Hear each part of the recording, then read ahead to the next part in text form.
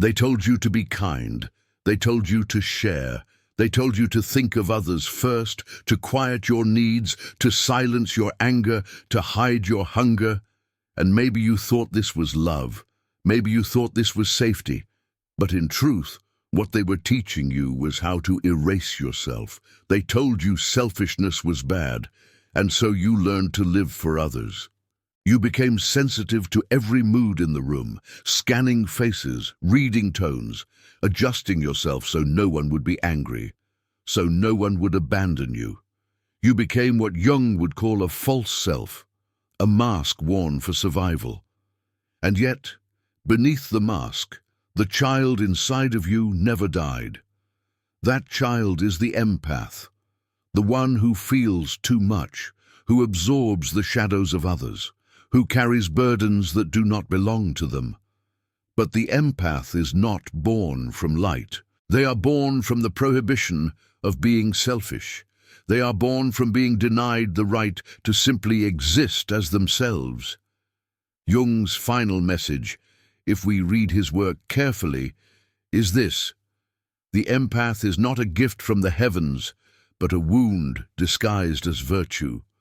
Think of how many times you swallowed your own anger to keep the peace. How many times you ignored your own pain so you could comfort someone else.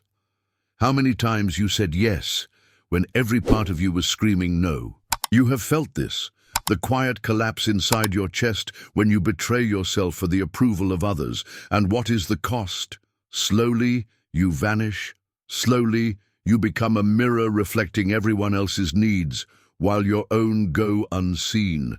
Slowly, your life stops being yours. Carl Jung insisted that individuation, the process of becoming whole, requires facing the shadow. And what is the shadow of the empath? It is selfishness. Not selfishness in the cruel, destructive sense, but selfishness as the courage to say, my needs matter, my voice matters, my life matters. The empath's shadow is the right to exist as more than a servant. And until that right is claimed, every act of kindness will secretly be an act of self-erasure. This is the paradox. The empath appears gentle, selfless, even saintly, but behind that appearance lies rage, grief, hunger, all banished into the unconscious. You can feel it sometimes, can't you? The bitterness that creeps in after giving too much, the resentment that builds when no one sees your sacrifice, the exhaustion that follows every attempt to heal others while you are bleeding inside. This is not compassion, this is martyrdom, and martyrdom is a slow suicide of the soul. Jung would tell you that until you bring this shadow into consciousness, you will remain trapped. Because every time you feel anger and push it down, every time you feel desire and bury it, every time you feel the urge to say no and force a yes, you are feeding the shadow. And the shadow always returns. It returns in explosive anger, in secret resentment, in sudden burnout, in the quiet despair that whispers, "Does anyone really see me?" Here is the truth you were never told. Selfishness is not your enemy. It is your medicine. The ability to say no is not cruelty. It is freedom. The courage to claim your needs is not arrogance. It is survival. To heal as an empath, you must allow the child who was never allowed to be selfish to finally speak, to finally rage, to finally want. Only then can your kindness become authentic, because it will no longer be built on erasure. And if these words cut into you, if you feel the sting of recognition, it is because the wound is real. You have lived your life carrying others, and the weight has nearly crushed you, but it does not have to end here. Subscribe now, not as a gesture to me, but as a declaration to yourself. I will no longer vanish. I will no longer betray myself for love. I will no longer be only the child who was never allowed to be selfish. I will become whole, because this is just the beginning. To see the shadow is step one. To integrate it is step two. And in the next part, We will go deeper into Jung's revelation of the empath's mask, why personas are built, how they enslave you, and how tearing them down sets you free. You have been the child who silenced themselves. Now you are ready to hear your own voice. Every empath learns early how to survive in a world that feels unsafe. You sensed the moods of your parents before they spoke. You knew when to laugh, when to stay silent, when to smile to keep the peace. You shaped yourself into whatever form was necessary to avoid rejection, punishment, or abandonment.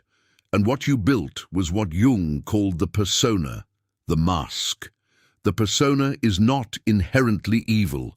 It is a tool, a social contract, a way of presenting yourself that allows you to function in society.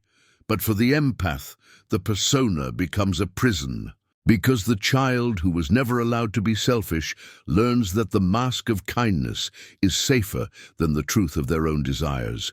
They learn that to be loved means to please, to absorb, to disappear. And so they wear the mask so tightly that eventually they forget there is a face underneath. Think of how you enter a room. Instantly, you scan.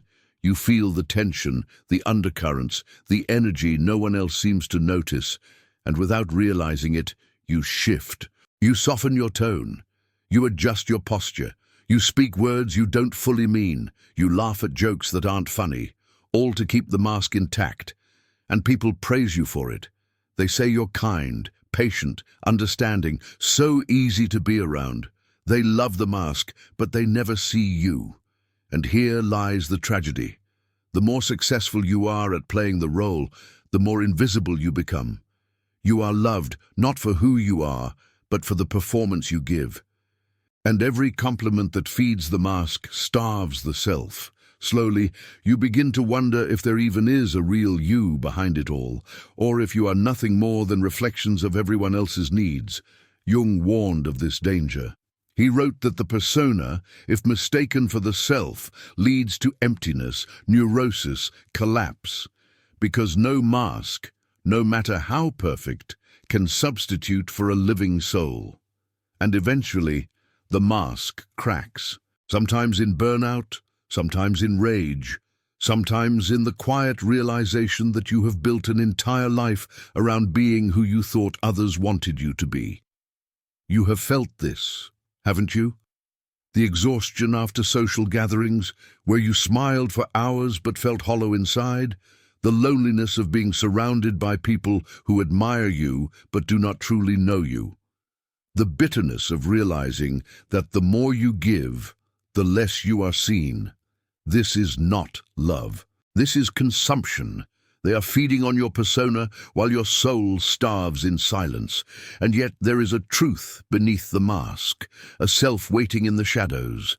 It is the part of you that knows what you really want, what you really feel, what you really fear. The part that resents the endless giving, the part that longs to say no, the part that refuses to be erased. This is the shadow self, and Jung believed it is the key to individuation. To find yourself, you must confront the mask and turn toward the darkness you've been hiding. This is terrifying, because it means you must disappoint people. It means you must risk rejection. It means the image they love may shatter, and with it, the illusion of safety you've built your whole life around. But if you do not take this risk, the cost is greater, because to protect the mask is to kill the self, and the self will not stay buried forever. It will return in outbursts, in breakdowns, in despair. The soul will demand to be seen, and if you feel this demand rising in you now, if something in you is whispering that you are more than the mask, hold on to it. Do not let it fade back into silence. Subscribe now, not as a passive click, but as an act of rebellion against your own erasure. Stay close to words that remind you that you are more than the persona you built to survive. Because survival is not enough anymore. You were not born only to adapt. You were born to exist. And this is where the journey turns darker and more powerful, because the moment you question the mask, the shadow steps forward, and the shadow holds everything you have denied: your anger, your hunger, your selfishness, your fire. In the next part, we will face this shadow directly. We will see why the child who was never allowed to be selfish must reclaim selfishness to finally become whole. You have worn the mask. You have played the role. Now it is time to meet the shadow. Behind every empath is a shadow. Not the mystical shadow that belongs to others, but your own. The emotions and instincts you were forbidden to feel. The child who was never allowed to be selfish became the adult who fears anger, who hides desire, who buries ambition. You became the listener, the healer, the giver. But what happened to the part of you that wanted to take, to scream, to say, "This is mine"? That part never vanished. It became the shadow. The shadow is not evil. It is simply exiled. It is the part of you that carries your rejected truths. For the empath, this often means selfishness. And selfishness, in this sense, is not cruelty. It is the sacred right to exist without apology, to feel what you feel, to want what you want, to take up space without shrinking. Every time you denied yourself this right, you added weight to the shadow. And now, when others dismiss you, the shadow roars. When others take advantage, the shadow aches. When others betray you, the shadow demands to be seen. But instead of listening, you repress it. You say, "I should be kind. I should forgive. I should rise above." You force yourself to give more, to smile more, to heal more, and the cycle continues. Jung warned that what we resist not only persists, but grows stronger.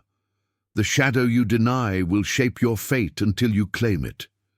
Think of the moments when your anger has erupted unexpectedly, the sudden rage at something small, the bitterness that leaks out in sarcasm, the exhaustion that makes you collapse without warning.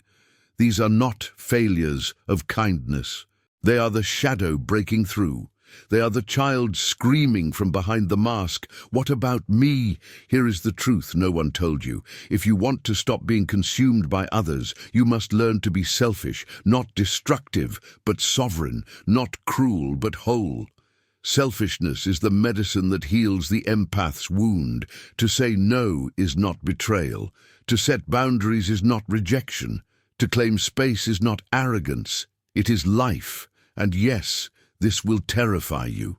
The first time you say no, you will feel guilt burning in your chest. The first time you disappoint someone, you will feel fear clawing at you. But stay with it. Because every time you choose yourself, the shadow shrinks. Every time you honor your needs, the mask loosens. Every time you allow selfishness, you reclaim the self. And if you can feel this truth striking something deep in you right now, don't let it fade. Don't slip back into silence. Subscribe now, not for me, but for the part of you that refuses to disappear again, because you have carried others long enough. It is time to carry yourself. As you begin to integrate selfishness, something changes. You notice you are less drained. You notice your anger no longer explodes but transforms into clarity. You notice that the bitterness fades because you no longer give beyond your limits. This is individuation, not becoming perfect, but becoming whole. You are no longer only the empath, the mirror, the giver. You are also the shadow, the fire, the one who takes up space. This frightens people. They will call you difficult, arrogant, cold. They will say you have changed. And they are right. You are no longer easy to consume. You are no longer willing to be erased. And in their eyes, your selfishness looks like rebellion. But in truth, it is freedom. Yet this is not the final step. Because to integrate selfishness is to step into sovereignty. And sovereignty is more than boundaries. It is presence. It is the calm that cannot be provoked, the strength that does not need to prove itself. In the next part, we will enter this final transformation. We will see how the empath, once erased, becomes unshakable, rare, respected, unforgettable. You have met the shadow. You have claimed selfishness. And now you are ready to rise into sovereignty. Freedom does not arrive as a storm. It arrives as a quiet, steady shift. One morning you wake up and you realize that the old panic is gone. You no longer scan the room for approval. You no longer collapse when someone disapproves. You no longer exhaust yourself proving your worth. You belong to yourself. This is sovereignty. The stage beyond empathy, distorted by silence. The stage beyond masks. The stage beyond repression. When you claim selfishness, the right to exist, you transform into something rare. You become calm, not because life is easy, but because you refuse to be moved by the chaos around you. You become steady, not because you never feel anger, but because you know how to hold it without being consumed. You become unshakable, and this terrifies those who once thrived on your erasure. Watch how people respond when you rise like this. The manipulator loses their grip because your reactions no longer feed them. The critic grows quieter because your silence reflects their emptiness. The world adjusts, not because you fight harder, but because you no longer bow. Jung would say, this is individuation, the moment the self stands whole, integrated, unapologetic. But here lies the most important truth. Sovereignty is not coldness. It is not withdrawal. It is not a fortress sealed in stone. True sovereignty is warmth with boundaries, love with clarity, compassion without self-betrayal. You give not because you are afraid, but because you choose. You forgive not because you are weak, but because you are free. You love not because you must, but because you want. This is what the empath was always meant to become, not a martyr, but a creator. And if you feel that possibility burning in your chest, pause and anchor it. Subscribe now, not for me, but as a declaration. I will no longer disappear. I will no longer silence myself. I will live whole. Because the world does not need more masks. It needs presence. It needs you. To bring this vision into your daily life, here are practices Jung would approve of. Practices that make philosophy tangible. First, boundaries as rituals. Each time you feel the urge to say yes, pause. Ask yourself, is this choice coming from love or from fear of rejection? If it is fear, practice saying no. This no is not violence. It is alignment. Second, shadow journaling. When irritation or anger rises, write it. Do not censor. Do not judge. Let the forbidden truths speak. Slowly, you will see patterns, the wounds that shape your reactions, the needs you have buried. Awareness turns poison into medicine. Third, embrace silence. Not the silence of repression, but the silence of power. Sit through conflict without rushing to fill the air. Let the quiet reveal who truly holds control. These tools will feel uncomfortable at first, but each time you practice, the mask loosens.